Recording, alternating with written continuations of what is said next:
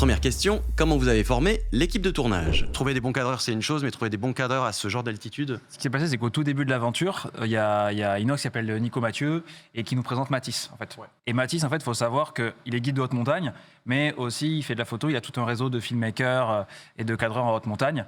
Et en fait, grâce à Mathis, on a pu aussi activer plein de réseaux parce que lui, à Chamonix, il travaille pour beaucoup de pubs de Red Bull, de North Face, etc., où ils ont besoin de cadreurs de haute montagne. Et en fait, c'est son réseau aussi qui nous a apporté et qu'on a pu intégrer à l'équipe. Il y a Pumba qui suit beaucoup d'expéditions, un cadreur très connu au Népal. Il pouvait pas venir sur la nôtre. Du coup, il a dit j'ai un petit pote à moi voilà, que j'ai un peu formé. Il s'appelle Manish. Ce qui est fou, c'est que Manish, au début, c'était pas le cadreur ultime, quoi. Non. C'était pas le crack ultime. Ouais. C'était un cadreur de base. Et en fait, le fait que Basile vienne, que Samy vienne la première fois, à chaque fois pour nous accompagner pendant l'ascension, et ben Manish, on lui dit ok, essaie de filmer comme ça, comme ça. Et en fait, il a appris.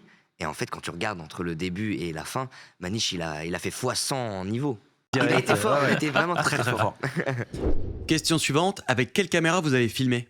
On va surtout se concentrer sur la partie Everest, parce que vous avez utilisé plein de caméras très différentes. À 8000 mètres, on ne sait pas spécifiquement comment ça va réagir. Les meilleurs appareils pour nous, c'était Sony. Il y a eu la FX3 qui a suivi en fait tout le long le dock. La FX3, elle a un capteur stabilisé et ça en docu, c'est lunaire. Contrairement à la FX6, prise en main très facile, micro, vraiment, elle s'adapte trop bien en docu.